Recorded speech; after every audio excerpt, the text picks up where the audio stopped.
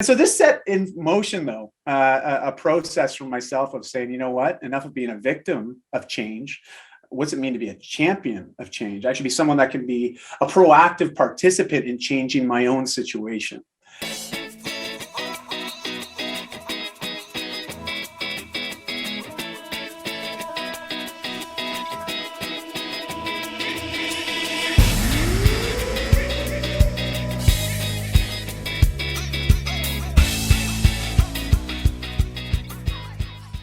Thank you so much for tuning into Journey with Christian D. Evans podcast. My name is Christian D. Evans, your host. And guys, we have someone incredible that we're going to dive into some really, really cool subjects. Guys, if you are a man, a woman, whatever it may be, and you're going through some vulnerability, entrepreneurship is the key and really the essence of vulnerability, right? We really know what we're really made out of. When all of a sudden you don't bring value and you're not making enough money in the industry, well, guess what? That's vulnerability, right? And really understanding the key aspect behind it, guys. And we have someone that's been the TEDx speaker, a thought leader, and so much more. Guys, this man is a super dad, dating his wife with a lead by example way of living in a contagious personality, and he definitely is, who is on a mission to positively impact 1 million role models around the globe to lead a fun, actionable, fit life through education, encouragement, and community. He's an award-winning digital thought leader and author, distinguished Toastmaster and keynote speaker, former partner and chief operating officer of a multi-million-dollar retail company, and a sought-after lifestyle mentor and executive performance coach, my friend, Dai Manuel. How you doing, my man?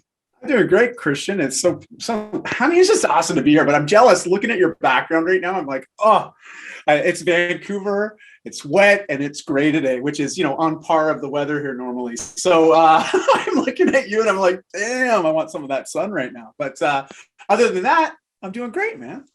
Awesome, man. Well, I'm really looking forward to diving into some kind of your story, but also obviously the impact that you've been able to make just from, just how young you are and just obviously through TEDx and just speaking engagements, so forth. But before we dive into that, kind of tell me a little bit of, the beginning of the stages of like, okay, hey, what was your journey like? What was the frustration? What was the hurdle? What was the things that you had to learn about yourself to be able to leverage that information to now impact and make the impact that you're making now?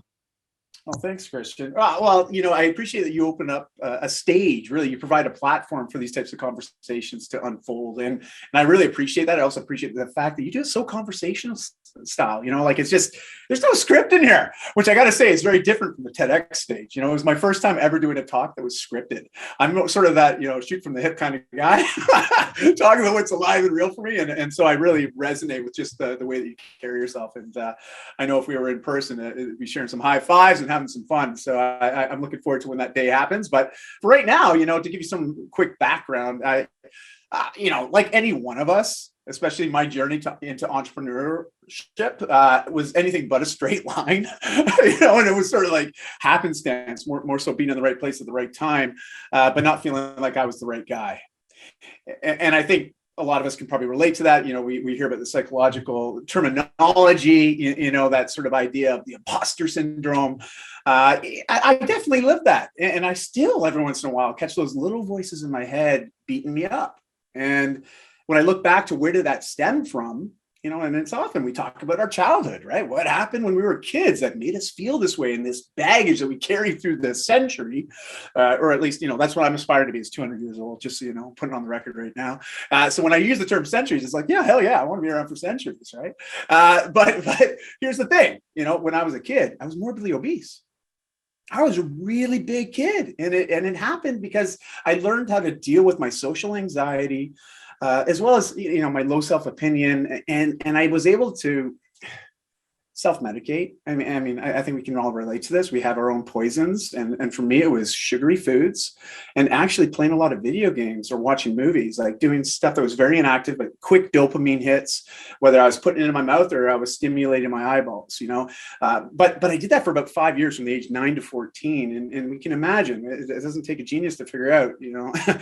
Compounding was working, but in a very negative way in my life. I just kept putting a little bit of weight on, to the one point I woke up and I'm like, I can't live like this anymore. And in fact, I was dealing with a lot of suicidal thoughts and just this idea of what would it be like just not to be here anymore and deal with some of this ridicule that I used to get from the other kids.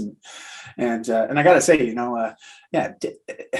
kids are cruel, man. Like, as a father of two teens, I like to think that, they never get exposed to that, but it's what happens in the world today. And I'm just grateful all this happened to me before social media was a thing. It's just like, what would happen then?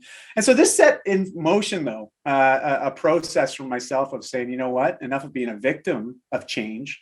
What's it mean to be a champion of change? I should be someone that can be a proactive participant in changing my own situation.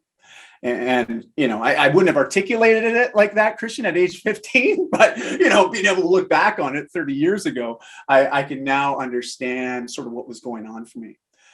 And a lot of people, and you might be thinking this, Christian, and people are listening or watching this, they're probably thinking, well, what was the main motivation to make that change? Like, because, for 5 years, I didn't do anything. And all of a sudden that one day I decided to make change. Well, one of the biggest motivations was I wanted a girlfriend. Like, I really did, and I'm straight up, man. I'll tell you the truth. Like, I wanted a girlfriend. I wanted a woman that would like me and want me for who I was.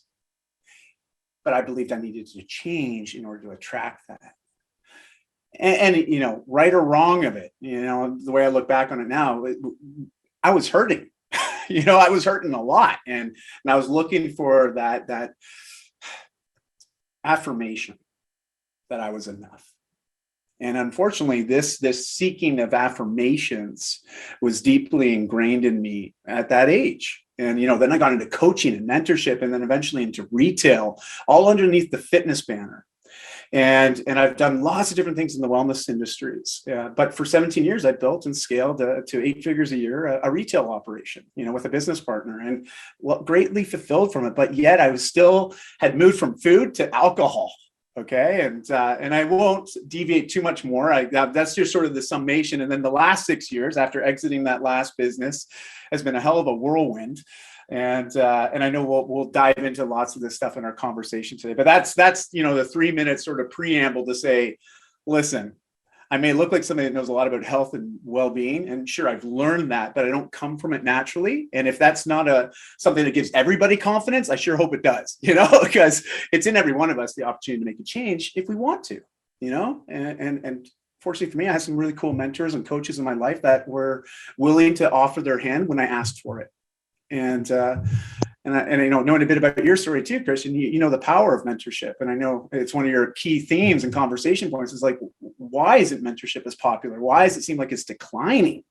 And that's why I was so eager to meet you. I think we share a lot of similar philosophies. So anyways, that's sort of a big long ass preamble of me explaining some origin story. Well, I think that's awesome, man. And diving into, obviously, and you mentioned some really key points. Obviously you were in a lot of pain, but then you also had a lot of self-image issues. And then one of the biggest motivators, and what I always find interesting, is there was enough pain and pleasure, right? There was enough pleasure. We're like, okay, I got to change because I want something, right? A result.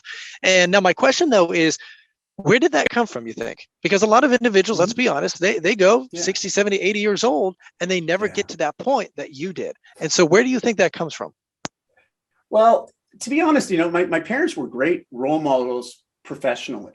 Like, they were both, they're baby boomers, right? Like my parents, my father unfortunately passed away 5 years ago, but my mom is still kicking it. And but they divorced and separated when I was, separated and divorced before I was 10.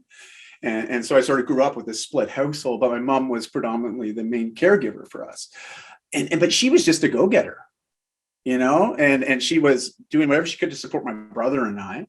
But at the same time, she was supporting herself and going back to school to level up her education, get her master's degree, and yet still working, but also entrepreneurial. She always had a side hustle, always, right? And so I grew up watching my mom, she'd get home from work and then she'd have something else that she was doing, or she had a project that she was building into. And so that rubbed off. But to see how my mom was able to change, and then my dad was his own entrepreneur running his own practice very successfully, but he had a very strong work ethic. And if you start thinking about work-life balance, which is a heated conversation for entrepreneurs everywhere, my parents were great role models from a work ethic standpoint, but when it came to lifestyle and health, especially mental health and well-being, I missed that part of the equation, right? And so for me, I was able to be confident enough to see my parents work hard and produce results. So I was like, okay, well, if I am willing to subject myself to doing work, and basically it wasn't really even doing work, it was just doing the things I was not doing. right? And doing a little bit less of what I was doing. So eat a little bit less of those sugars, move my body a little bit more, maybe eat some more fruits and veggies. I'm really dumbing it down now. Obviously, there's a bit more than that, but that was sort of how I started. At 15, it was like, I can do that. And then it was just trusting that if I do a little bit every day, I'm going to see progress. And sure enough, I did. And within the first month, I was enough changes I started to notice and feel really good about myself that, look, I'm doing the work. I myself am learning because I didn't know how to do it. So I had to learn and understand and ask for some help. I had to have people help me. Now I'm applying what I'm learning and I'm seeing some positive results. So that got me excited and built a little bit of belief, because I didn't have much at that point, but it built enough that I was like, I can trust this process. I can see it working. And I believe in myself that if I keep doing this, I'm going to see more results. And sure enough, but again, it's sort of that trying to negotiate with myself, right? And I think we're all sort of like that. We all give ourselves these conditions. Well, if I do this, then I can have this, right? And it's interesting how we try to motivate ourselves, whether intrinsically or extrinsically. But I find it's those voices in our head. We just got to learn how to shut them up sometimes. When they're quiet, it's amazing how much we can create, right?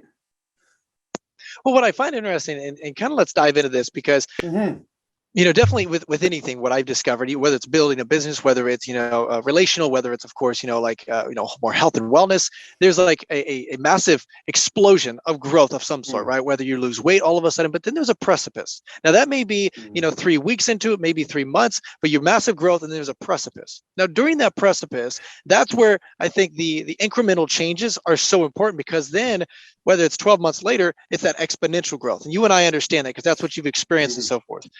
My question, though, is during that precipice, when it's actually doing the boring work over and over and over again, what helped you get through that to make sure, okay, hey, I'm staying on consistency? I may not see, at the beginning where I was losing 10 pounds, 15 pounds, whatever, I feel energized. It's those incremental changes that aren't the sexy things to do, but is the consistency over long term. And I'd love to talk about kind of some mindset switch you had to do during that time period. Oh, Christian, the way you articulate that question, actually, it instantly triggered me to a couple memories. And one of which was just this idea of, as much as I'm talking about self-belief, we also understand this idea of limiting beliefs and self-limiting beliefs. These things that we believe to be true, yet if they go unchallenged, of course, our reality is often formed just based on what we believe it to be. And if we believe negative things to be true, especially as it relates to our own lives, it's easy just to use that as an excuse. And what I realized was I had a lot of excuses. And when I actually started to try to challenge some of the excuses, like, I don't know how to do that. I don't know how to work out. I don't know how to eat healthy. I can't do that. I can't get healthy. I can't, because that was my way of thinking. I was very limited. It was very like cut and dry, black and white. It was like, no towards myself. But all of a sudden I started asking, well, what if, right? And I also, and to be fair, and I think this is sort of where you're also leading with this question, because I've heard some of your other past podcasts, and I know the power of a clear vision with a powerful mission and a strong will. It's amazing what we can accomplish when those things all align. As I always say, passion and purpose, you align those with the process. Hello, you're going to achieve amazing success in whatever endeavor you're in. I didn't know that at the time, but I had witnessed that within other people, association with my friends, my family. At that time, I had some friends that I saw achieve amazing things athletically. I grew up in a small hockey community, and if you didn't play hockey, you watched hockey. So I was a watcher and a cheerer, right, for my friends. Very Canadian, but this is the deal, right? And back then, I was able to see these people just do this work, put themselves in these situations where they have to grow. Like you have to. It's like you either grow or you don't. If you don't grow, you're not going to keep doing it. Because it's not very fun when you're not seeing progress. You're not seeing results come. And so I started to adapt into some of these mindsets that were around me, but also aligning my own vision. And to be fair, I hadn't really cast a vision. At 15, I was like, I don't know what I want to do with my life, but I know I don't want to be like this. I know that this hurts a lot. And case in point to what you said earlier, it hurt so much that I had to make a change, because I knew whatever changes I was going to make wasn't going to hurt as bad as how I was feeling in that moment. as the morbidly obese teenager that was not liking life very much in that moment. But I knew that, I think this is as much pain as I can handle right now. And I think this stuff of involving all this change, and as uncomfortable as it's going to be, I don't think it's going to hurt as bad as I'm feeling right now. So what do I got to lose, right? And so these are all the reasonings that go through my mind back then. But it was really that idea of, once I started to develop belief in myself, I was able to cast a vision, get really close to that. And I knew I wanted to help other people with these types of changes or transformations, if you will. And so that was sort of the fuse that was lit at that period around 15 years old. But it really didn't take off until I was about 17, because it was me just keep on trusting this process is going to keep seeing results. And it took about 20 months to realize all those lifestyle changes.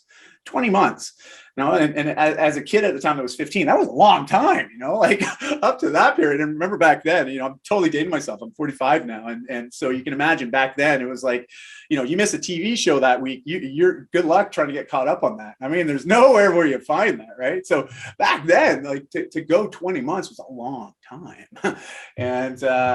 But it was sure damn worth it, now when I reflect back on it. And would I do it again? Yeah, I would. Hell yeah. And I have done it in different areas now, because like anything, processes are repeatable. Just like the way like you coach and mentor the people in your community, Christian, you've learned some very valuable skills. It's wisdom, right? It's knowledge and application and action. And you've been able to document that and take note of that, but now also disseminate it to your audiences to help them support and get results. And that was the same with me when it came to health and fitness and well-being and mental health. Like, I had that same sort of experience for myself. And then I was like, I want to share this with everybody. I want to help everybody else do this too. Because if I could do it, everybody can do it. And it is so cliche, right? Like, because we hear it all the time. But when you're in that situation, you really believe that? It doesn't feel like a cliche. It just feels like a truth, a truth that you can't argue and you can't avoid anymore. So I don't know if that answered the question a little bit more, but I don't know what your thoughts are on that. No, that's awesome. And let me ask you, when you were going through that time, 15 to 17, you were having these limiting beliefs. What I'm always intrigued with is sometimes it becomes so subconscious that we are not even aware of the limiting beliefs that we are telling ourselves. And so my question to you is, were you analyzing yourself at that deep level where you were able to realize, okay, these are false beliefs that I need to remove and get rid of. These are identities that are not me. I can do this. I am capable. Or did you have a third party, like a mentor or someone, to come alongside you and say, hey, you have a limiting belief. You need to get rid of that. You have a belief that is not benefiting you. I'm just curious, what does that look like? Yeah, I definitely didn't believe I was worth it. I think there's this value question. Right? Because I know we all try to give ourselves value, right? Like, I mean, we're attracted to value all the time. I mean, it's often we make decisions, those are the motivations. If we see a value in making that commitment of time, energy, resources, whatever, right? It's like, is there an ROI on that? Like, is there a value that I could take away from that experience or that learning? And back then, I don't think I was that motivated, to be honest with you. Like, I was really lazy. I was very content with not doing much and just living my life as it was, yet I was very unhappy. And it's really hard to be in that place, because it's, to feel like you have zero motivation. It's a scary place, right? Like, because without clarity and without confidence, procrastination becomes your best friend. It just does. And so I was really good at procrastinating everything. And yet the people that were closest to me were very quick to offer help. But every time they offered help, I thought it was them just reminding me I'm not good enough, that I need to change. So it was just this awful cycle, And so when you talk about limiting beliefs, it wasn't even so much limiting beliefs, it was just beliefs, and they needed to be challenged. And fortunately for me, there was enough people in my life that were willing to challenge it, at least challenge my perspective, challenge me to think a little bit more differently about myself, I know it sounds kind of funny to say this, but they reminded me how much they cared for me and loved me and wanted me to be happy and just wanted to help support me to get healthier if I wanted it. So they had to change sort of how they were delivering the message as well. But it wasn't until I was ready to help myself that really things started to happen. And the only reason why I got there was I was more afraid of my future of not changing than the future of me changing. And it literally was just me trusting that if I do something, I'm going to see some results. And to be fair, I had to go and seek proof. and I didn't have the internet back then. So I tell my kids, I went to the library and I got books out on fitness and nutrition and mindset. And like, I remember my backpack was full of books walking home with this knowledge that was going to help me navigate my changes. And I devoured them. I did. I consumed all that content, and it started to change how I was thinking and looking at things, especially who I was seeing in the mirror every morning. That was enough for me to just, okay, look at these people. They've done some pretty significant changes in their lives. And are they any different than me? I don't think so. They're people just like me, And so seeing that social proof, and this is where community is really powerful, right? And I talk about this all the time. Like, we all need a community to belong to. Because when you belong there, even though your own belief about yourself may not be fully there, there's other people that can pour into your belief cup, and help you fill that up. It's to the point where all of a sudden now you start to truly believe in yourself as well. And then you can then provide that to others as well in return. And I think that's sort of this way that we naturally keep this cycle going is we often feel like we're on our hero's journey. We got to go back to where we started and help the next group come through that same travel or same journey. And for me, that became very apparent in the last 12 years. But gosh, I wish there was a straight road to it and could have got there a lot quicker. But again, would have been as impactful? Would I have picked up the lessons if I had to take a shortcut? Probably not. So I know it's just, I'm being taught. I'm receiving the lesson as much as I was kicking and screaming at times. Well, and what I find very interesting is because you have been able to build incredible results, not just, financially, but also, relationally with the people that you've been able to impact, through your TEDx and your speaking engagements, as well as just your coaching capability. So my question is, when you're working with so many of these individuals, and I mean, they're going from business owners to, C-level execs to just average people and so forth. What is the number, like one or two things that you find that most people are struggling right now, after mentoring hundreds upon hundreds of your clients? What are you seeing? That's a really powerful question, Christian, because it's, for everybody, it's a little bit different, but overarching. I know mental health has become quite the buzz term, right? Like we hear this thrown around all over the place, and when I think about the mental health, I think there's so many aspects to that. And because I'm a big believer in whole life fitness, specifically, financial fitness, emotional fitness, physical fitness, right?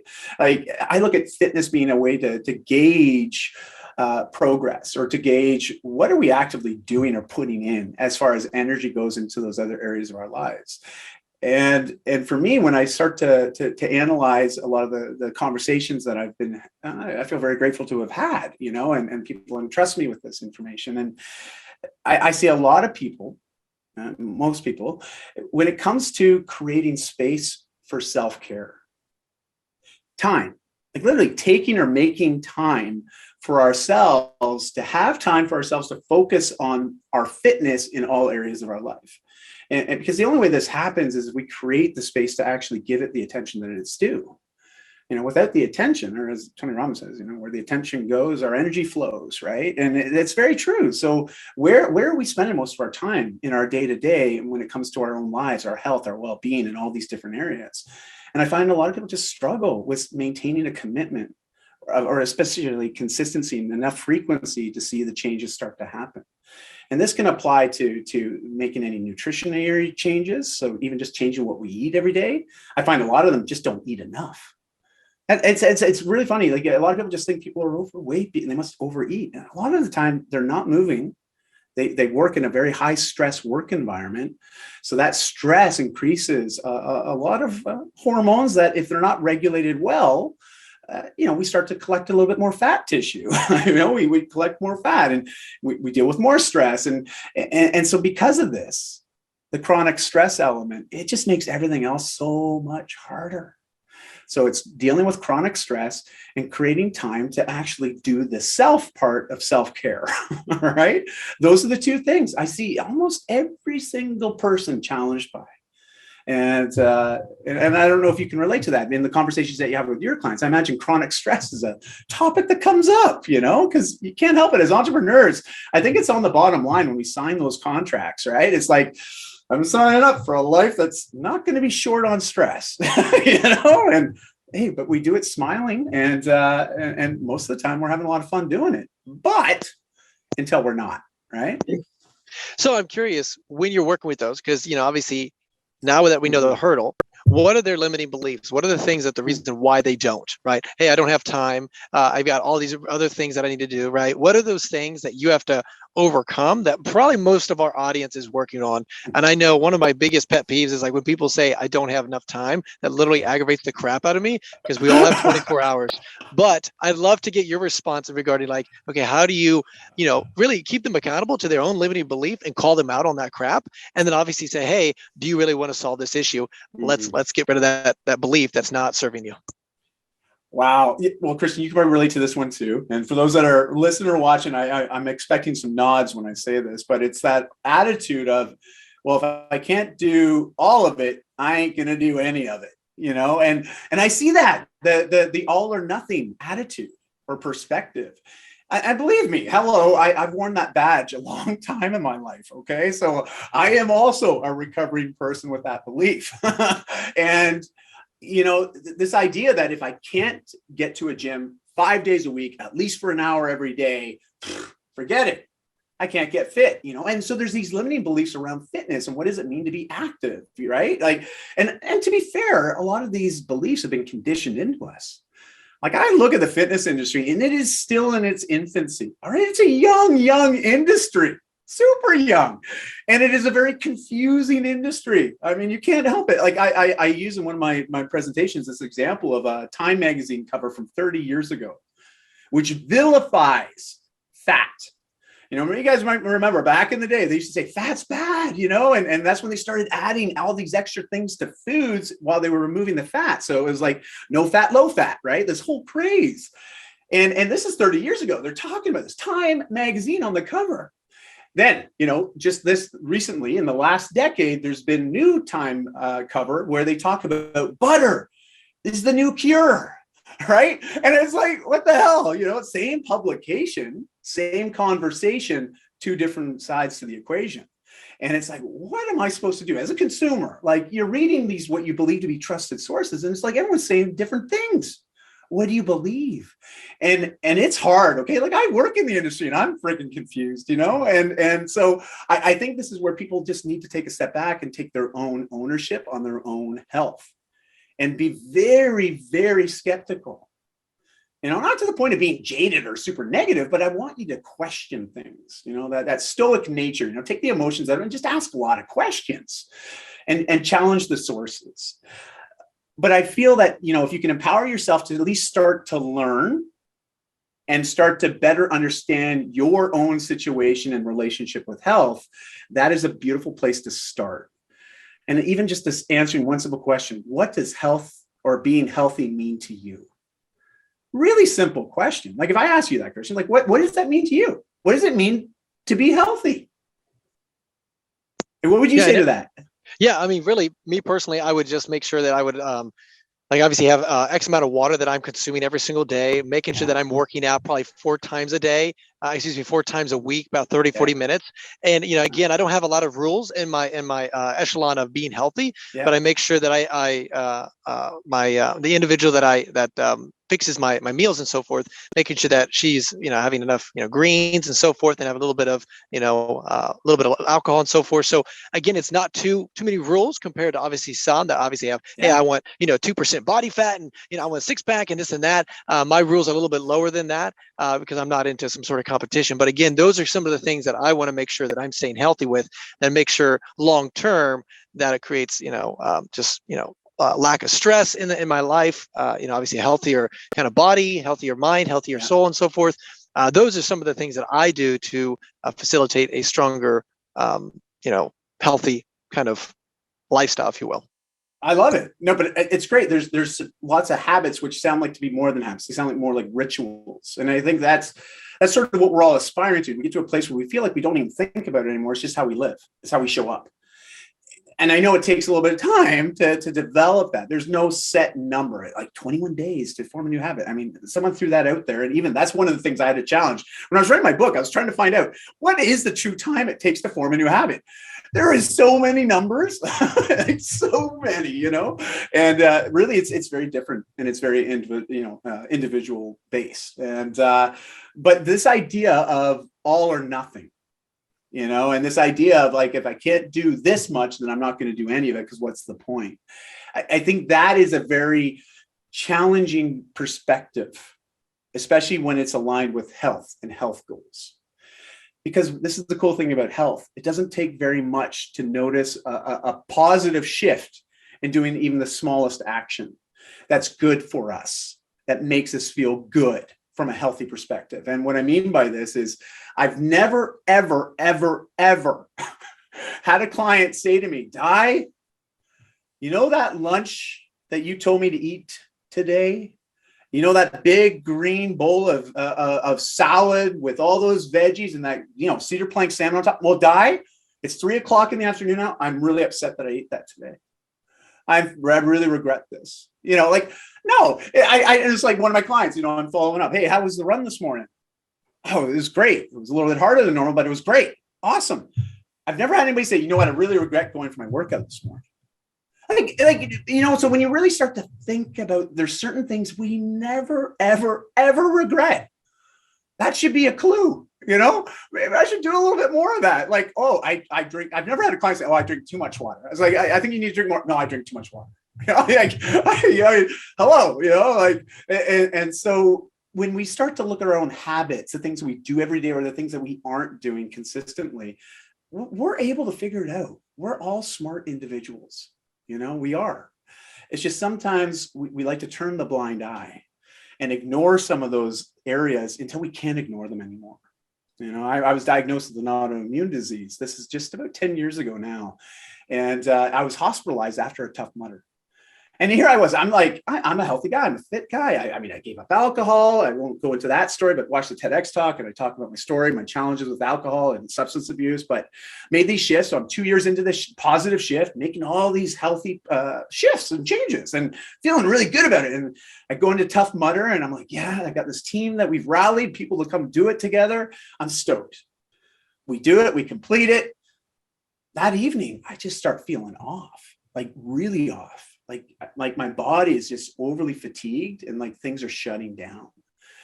Also notice that I'm not a runner, full disclosure. I don't like running distances. I love to sprint. I'll sprint all day long, short little distances, high intensity, but then it's over. Long runs, not so much. So, doing the tough mudder was a challenge for sure. And my thighs were quite chafed because I don't run a lot. And so I got this little bit of a rash, just from running.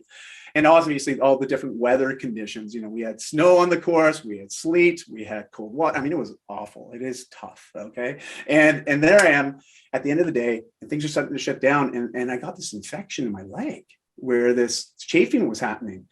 And literally I got this fever and it just kept going up and up and up. And my family's like, what the hell's going on here? And I was like, I could barely move. Rushed me back to Vancouver from Whistler. And got me to the hospital. They looked at me and they said, let's get him in right away. Put me in this little isolation because they couldn't figure out what was going on. We're like, we don't know. We have no idea. They're testing all my vitals. They're like, man, this guy's like a specimen. He's like a specimen of, if we looked at somebody and said, you know what? You're the top percentage of ideal health for your age and gender. Like a guy in his early 30s at that period of time, I definitely would have tipped the scales in the higher end.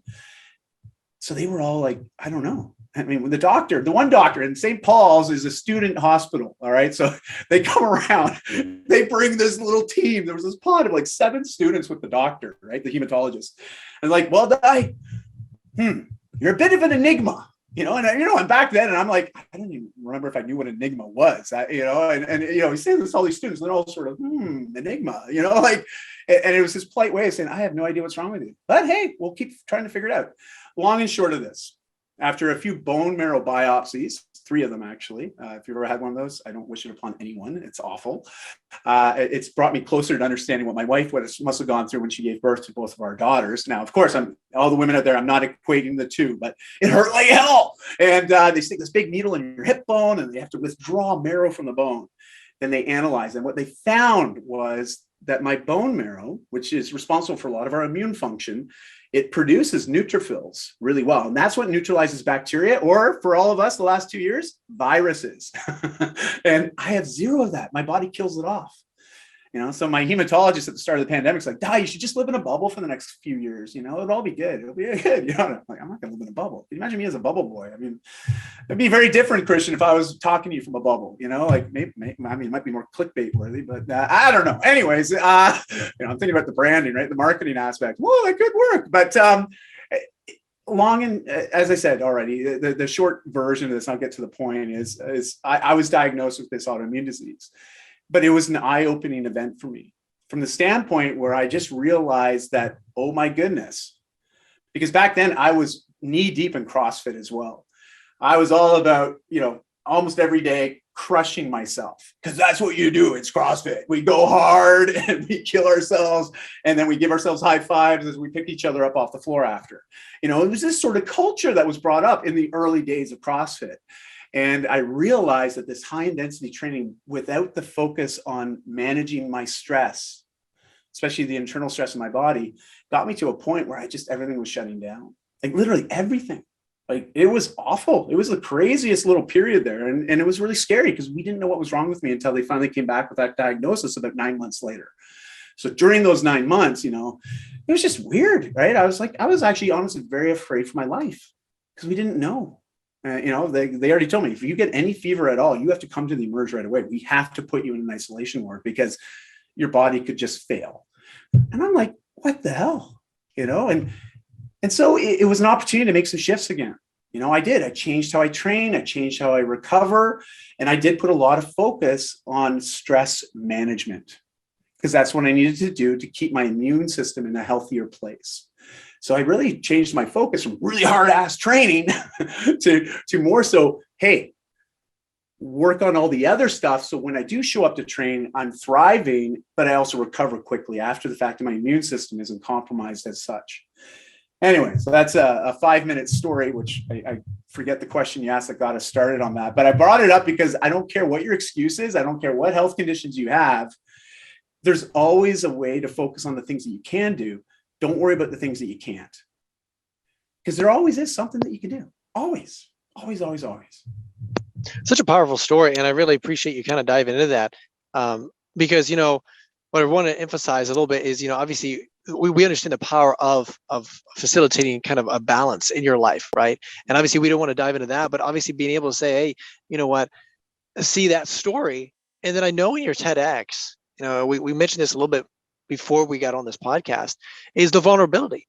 A lot of individuals, let's be honest, it's tough to be vulnerable and share that story with, your TEDx audience, your people that you coach with. And I'm curious with Dai, how did you overcome that ability to be vulnerable, definitely as a man in today's world, and make sure that it's okay to embrace those emotions and that fear, like you said. I know you kind of brushed over that, but 9 months of uncertainty, that the fear that probably have caused, that the family, stress that caused. But like you said, you had the right mindset going into it and throughout that process. So I'd love to get your response in that regard. Oh, thanks, Christian. It's when I think back to just anytime when our health is challenged, see, health is an interesting thing because it's not like it changes, like it's like a 180-degree change, right, overnight. Not usually, but it can feel like that. But when I think about it and I start to reflect back on even my childhood, this is probably a condition that's always been there. It's just I wasn't ever present to it, and it never had got to the point where everything just shut down. I never gotten to that point where I've gone one part too far and had to deal with the repercussions. And I think a lot of us as entrepreneurs, as business owners, as professionals, there's a certain expectation that we have when we embark on this path, is that we have an idea of what success is going to look like. And when success doesn't match what our vision was for success, it can be a slippery slope that we find ourselves falling down, and because that's where we start to have the mental games. And it's the mental games that can become exhausting. They're just exhausting, right? It's like, what if I did this last time? It should have worked and produced these types of results. It's like, oh, my last ad campaign on Facebook got this kind of results. So what the hell happened this time? Well, iOS 14 came out. That's what happened, dummy. It's like, whatever. But truth to be told, it's really hard when we find ourselves in these situations that we're facing change, especially when it comes to health, because anybody can relate to this. It's like, remember the last time you had a bad flu? And I'm not saying COVID, because there's been enough people that have had it, but it's probably also a little bit too sensitive of a topic to bring up. But just think about the flu. Last time you had a real bad flu, it probably laid you out. And all you can think about is like, you think about all the things that you can't do because you're sick. But then you get better. And we're experienced. It's been conditioned in us. We get better. Oh, I'll just get better. I'll get through this. I'll get better. I'll be fine. And so we don't really give it much attention. The vulnerability piece, and why I'm bringing this up, is at that time in my life, early 30s, my company was rocking. We'd finally cracked the 10 million annual mark. We were growing like stink. I was like peak in my industry, and I was feeling great. I was like, wow, this is great. I just made some big lifestyle changes. I moved away from alcohol, reclaimed my life, got really focused again on the things that I wanted to create, especially with my family and those that were closest to me. And so here I am on this path, feeling really stoked. And then I had the rug pulled out from under me. And it was a very scary situation. And I was like, I don't know how to deal with this.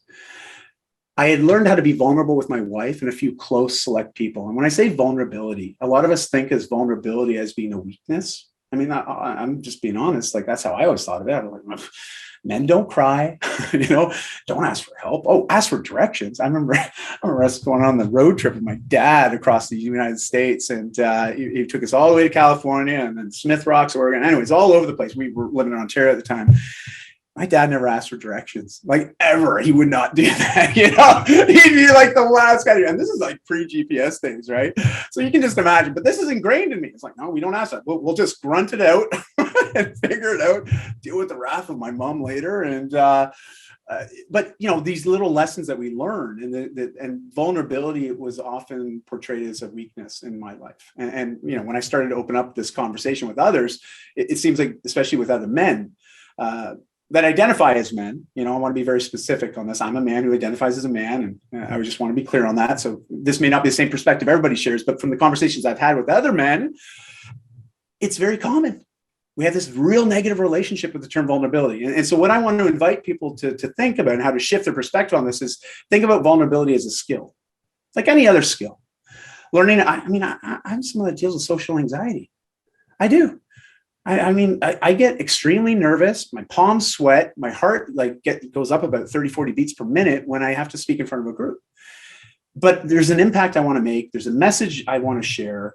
And it just means more to me than the fear of that's holding me back. And so I've learned to channel that fear in a much more positive light.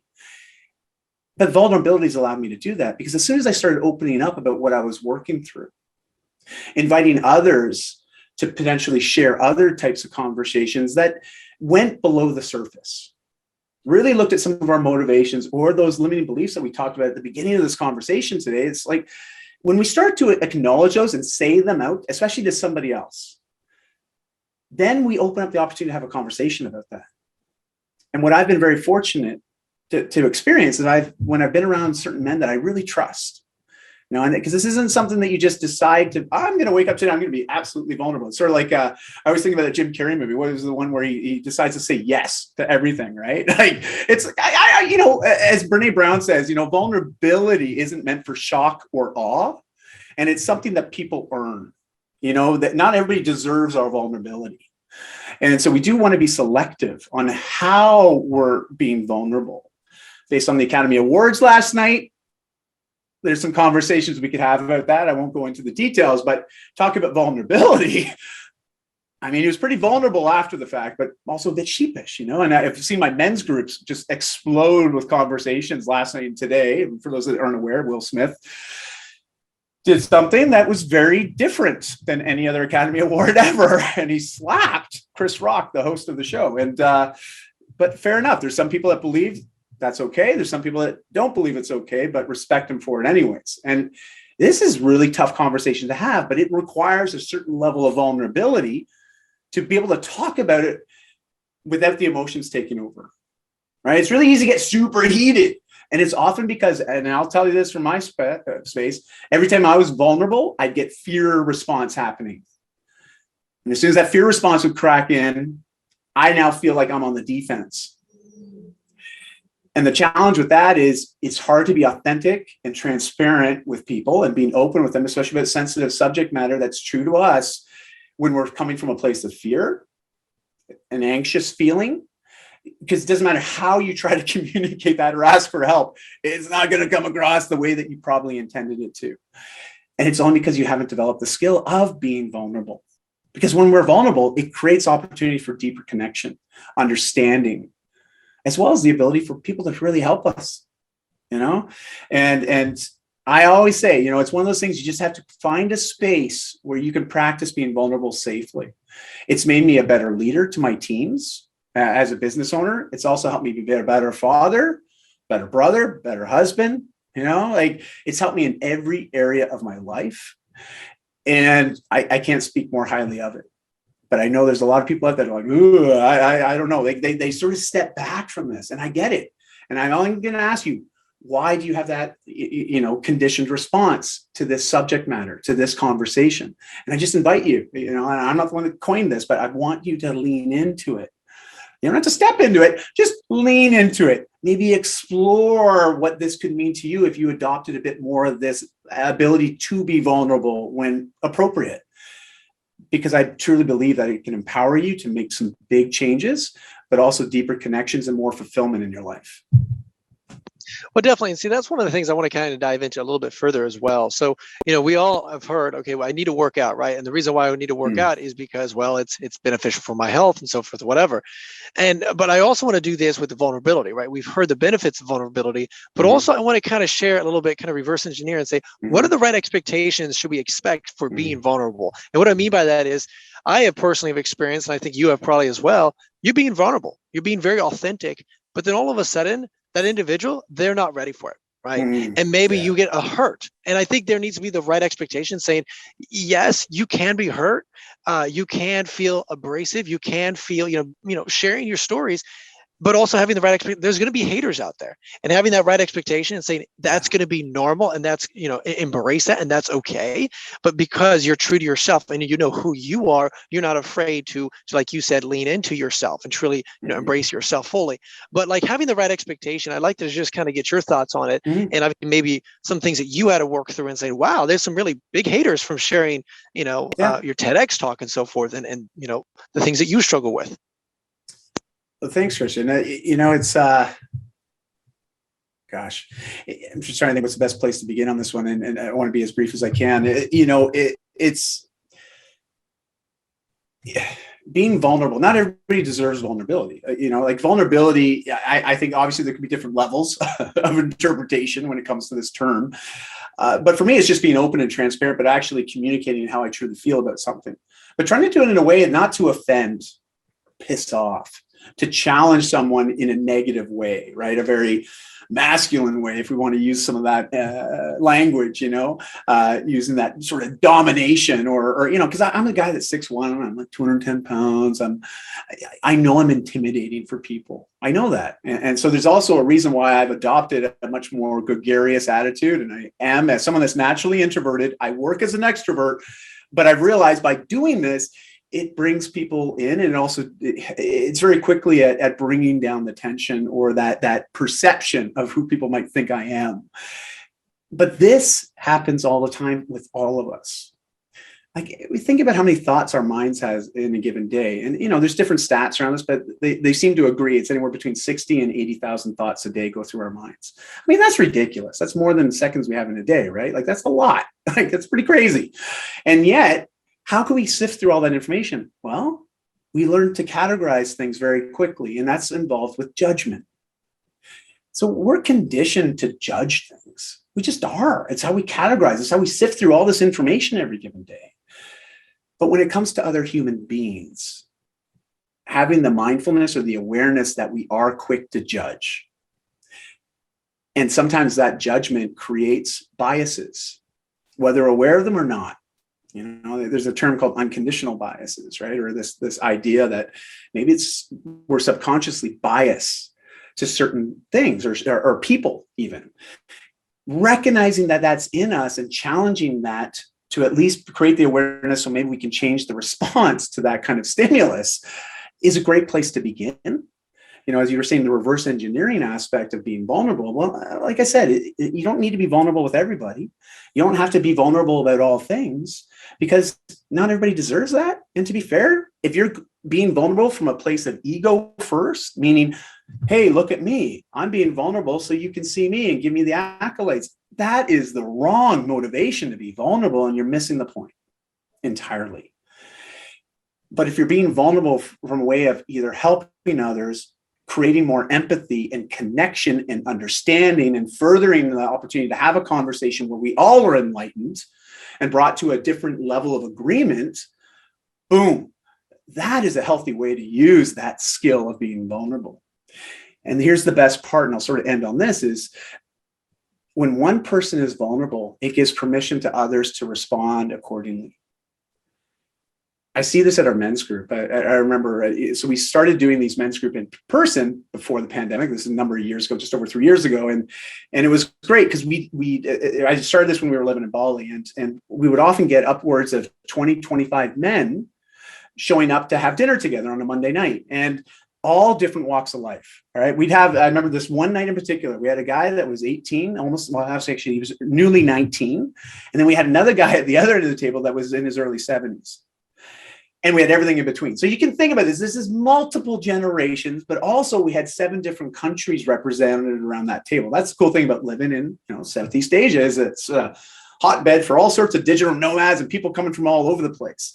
And so we had this very cosmopolitan table, this group. And as we start our meeting, we always like to ask a question: what's alive and real for you?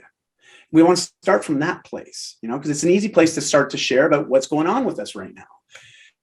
This young guy, when he first got there, he's looking around the table and he's like, where the hell am I? What am I doing here? What is this? He came in there really sheepish. He was training at the gym that we would host these gatherings at. And one of the guys at the front said, well, you want to meet a bunch of guys? They meet every Monday night. You should just go have dinner with them. So he just sort of showed up not knowing anything around the context or the premise of the gathering. And so I think he was a bit in shock. But here's the cool part. And Christian, this is sort of my case in point of all this conversation we've had today around vulnerability, is the first person to share that night. I know it's also probably one of the most vulnerable things to do at a men's group or any type of group, is to be that person that speaks first, right? It's like when a speaker finishes on stage and says, anybody got a question, right? It's amazing, but it's like crickets. And then that one person goes, what happens after that? Other hands up. Oh, I got a question. I got a question. But it's that person that goes first. Well, with vulnerability, it's very much the same, especially when you get a bunch of guys around a table together talking about sensitive stuff to them. And this older guy decided to share first. And I remember the young guy just sort of like, what's going on here? Whoa. This guy was being really vulnerable, talking about something that's been challenging him, but also talking about what he's been proactively doing to work through that. It's not a matter of we come here just to bag about stuff. We actually come and we talk about what we're doing to work through these things. And then inevitably, it gives opportunities for other men that might be on similar journeys, if not already completed that, or currently working through it or anticipating it. We all learn. The young guy just was like enamored, like just in awe that this is happening. Like he'd never seen anything or experienced anything like this. He shared next. He went next. And he actually, at the end of it, when we pulled him aside, Nick and I, he's the other one that would co-facilitate these with me. And we had a conversation with this young guy. He's like, you know what I shared tonight? And we're like, yeah, I mean, that was amazing. How do you feel? He's like, I feel amazing. And what I shared tonight, I've never shared that with anybody in my life before. And yet he's smiling ear to ear, feels great that he's now been able to communicate that, but not be judged for it, not to be put down for it. But to actually be received and have an empathetic ear, and the other guys saying, you know what, been there, totally get it. That is powerful. And you can't help but leave a situation like that feeling empowered and feeling confident, feeling clear, and being ready to take some big specific actions for yourself in your own life. And I just want everybody to tap into that because it's available and they're all over the place. You don't have to come to my men's group. Heck no. There's more men's groups popping up all over. And women, you've already figured this out. You figured it out a long time ago. We're just catching up finally. And but truthfully, it's amazing when you find that kind of a safe place to practice this skill. I can tell you right now, it will change your life. It will. And it will change you personally, but especially professionally. Some of the conversations I've had when it comes to especially contract negotiations, being able to speak much more authentically, to be able to communicate my truth from a vulnerable place and be worried that, they might say no, but being able to go that extra level of depth is actually won me contracts over others. And I haven't been the most competitively priced, okay? But they appreciate the authenticity and the level of connection because it deepened the relationship, especially the trust. And a lot of us make decisions based on trust. I would go as far to say almost all of our decisions have a certain foothold in trust. And anyways, yeah, I could talk all day about this stuff. Sorry, Christian. I get off on these tangents, and I'm a bit like that little dog from the movie Up. Squirrel, right? Like I'm just like all over the place. But it's also probably because I've had too many coffees this morning. So there we go. I love it. I love the energy, but also I love the passion that you have in this. And that's one of the things that you obviously are emphasizing so much, because you see the power and really you're not living life to the fullest until you really embrace, like you said, lean into this vulnerability. And just like you said, I mean, just seeing the opportunities that open up as well for that young person to be able to really just something that they may or not be struggling with. And just like you said, you have to have that trust, but also have to have that that fear of overcoming that and being vulnerable. I just think that's awesome. I really appreciate you sharing that. And before we let you go, I mean, there's just incredible amount of value. And personally, I want to say thank you so much for just joining us and being able to share incredible amount of value to our audience as well, and myself. And Dai, how can our audience reach out to you, consume your content, and just be around your circle and what you're doing, man? Thanks, Christian. Well, with social media today, it's the advantage of having a unique name. I'm pretty easy to find. Dai is D-A-I, and it's a Welsh name for David, in case you're wondering. So any Davids out there, you're actually a Dai as well. And so Dai, and then last name is Manuel, which is Portuguese, M-A-N-U-E-L. But the neat thing is, it was unencumbered on any social media platform I've ever gone on. I've always been able to get my name. So if you're on social, you'll find me. I'm most active on Instagram, Facebook, and LinkedIn. But I have a website, and I've been contributing content to that website. It's all accessible to anybody, anywhere with an internet connection. About 1,800 articles now since over the last 14 years. And it's all geared to helping people live into their best life, be their best versions of themselves. And it's a constant evolution, of course, but lots of information and resources there. And I just always invite people, go ahead, dive in there and start to poke around. And if you have any questions at all, just reach out to me. Say, hey, I love what you and Christian talked about. Here's how I practice vulnerability every day. And that's a great place for us to start a conversation, And with that, I just want to say real quick, just say this again, Christian, I absolutely respect you, what you've accomplished, but not only what you've accomplished, what you're helping others accomplish.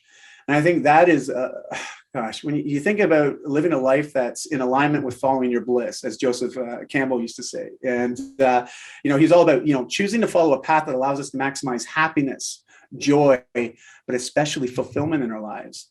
And that's what you're inspiring every day, man. Every day you have these conversations and put your content out. And I'm just so happy to be connected with you and your community. So thank you for allowing me to be here today.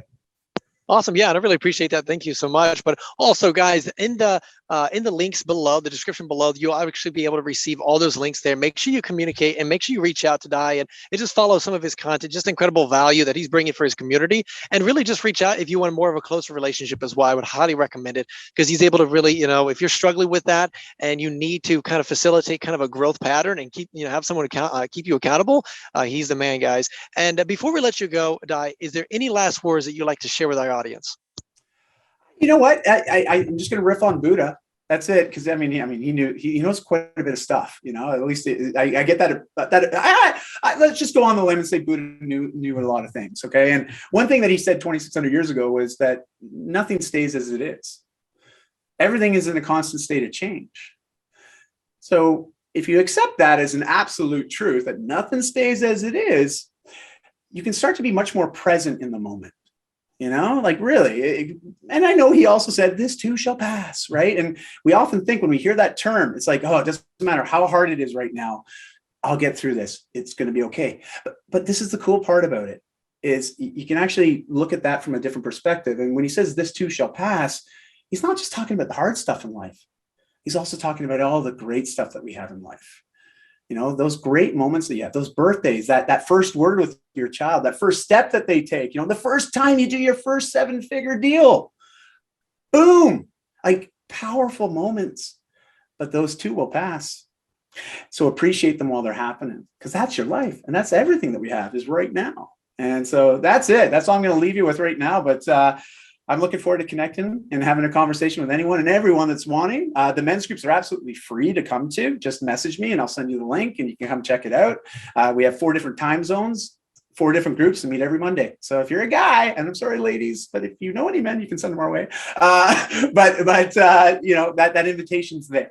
Okay. And thank you again, Christian, for everything. Awesome, guys. And that is Dai Manuel. Make sure you connect with him over the links in the description below. And again, Dai, thank you so much just for the value that you brought. And guys, that is Journey with Christian D. Evans podcast. And remember, be uncommon if you can.